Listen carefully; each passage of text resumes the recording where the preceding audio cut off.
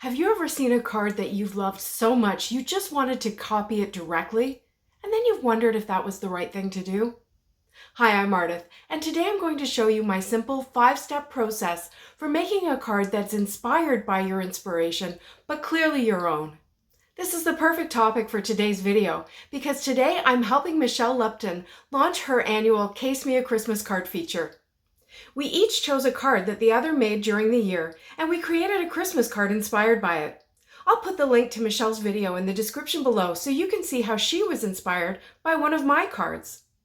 And in this video, I'll show you how I used Michelle's card to inspire 3 cards that are all very different from each other. And I'll grade my cards so you can see if you agree on how well I captured Michelle's inspiration. My 5-step process for casing a card is as simple as L.I.M.E.S. Yes, L.I.M.E.S. List, include, modify, exclude, and spin. I'll show you how it works. First, let's list the elements of Michelle's card.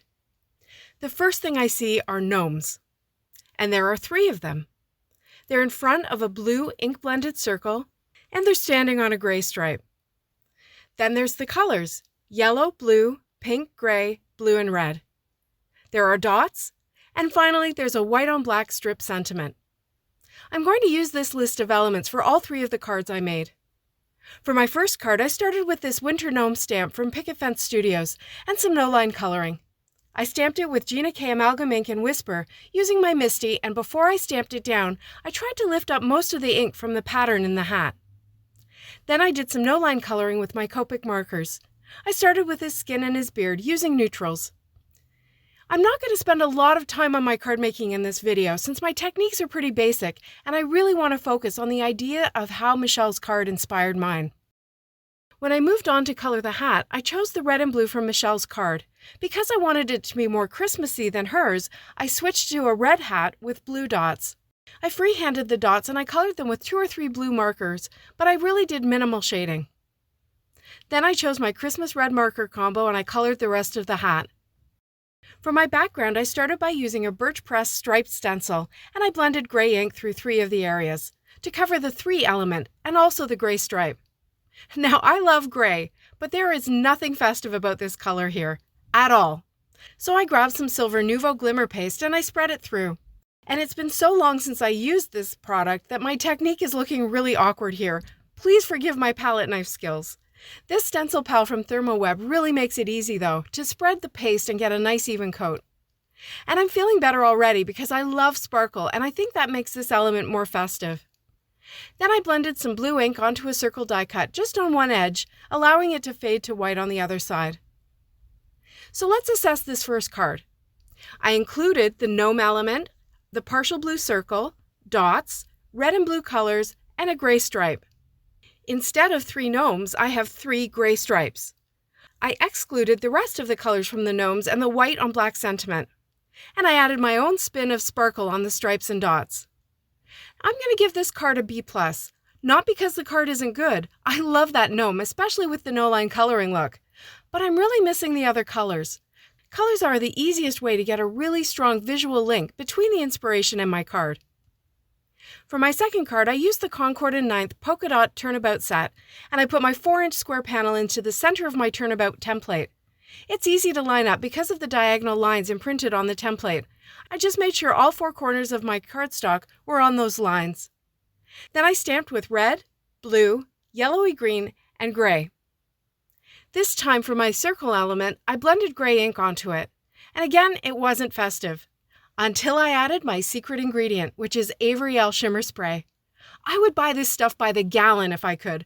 I love what it does to Catherine's inks. And look, it takes this gray and turns it into a silver with a beautiful iridescent shimmer. I cut 3 Catherine Pooler Christmas trees and I blended them with the same 3 colors as the background, and I added the spray to them as well. Let's assess this second card. I included 3 triangle images, dots, red, blue, yellow, and gray. I have a circle and I have a white on black sentiment. My 3 images are trees, not gnomes. My sentiment is a die cut, not stamped. My circle background is gray, not blue, and my gray stripe has become the frame. I excluded the pink and purple, and there are no gnomes. And again, I added my spin by adding sparkle, but this time with that L.I.M.E.S clear shimmer spray. I'm going to give this one an A-. I feel like there's more visual connection here because I have more of the colors. I love the bold sentiment. But this card has a much more elegant look than my inspiration, so maybe that's a reason to knock a few marks off. For my third card, I stamped and colored 3 pretty pink Posh penguins who are holding signs. I colored their hats with the same colors as Michelle's gnomes, but just solid colors, except for the trim. I masked the background panel with masking tape and a circle die cut and blended blue ink over it. I stamped a sentiment in the blue sky and I added white letters to the penguins' gray signs. Now let's assess this final card. I included 3 cute images with hats. I have a gray stripe. I have a blended blue circle. But my gray stripe has been modified and is now made up of those 3 letter signs. I have no dots on this one unless you count the pom-poms. And my sentiment was black ink stamped directly onto the card. And again for my spin, I added sparkle with some stickles on the hats and joy letters. On the casing scale, I'm going to have to give this one an A+, even though it's not my favorite of my 3 cards.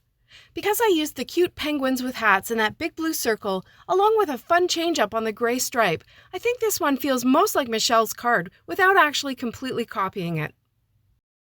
L.I.M.E.S is an easy way to remember the 5 steps to help you analyze your inspiration and get a similar look and feel, even if you don't have the same products. At the end of the day, I think it's okay to copy a card directly, as long as you're honest about it and you give the original designer credit. But I also think it's much more fun to make a few changes and put your own special touch on it. And now you have a simple tool for doing just that. I'd love to know your thoughts on this topic. Let me know in the comments below. Here are links to some other videos with Christmas cards in it. The top one shows how I made 6 cards with just 1 stamp set. And the bottom one gives you tips for making multiples, if that's your preferred method. Thanks so much for watching. See you next time.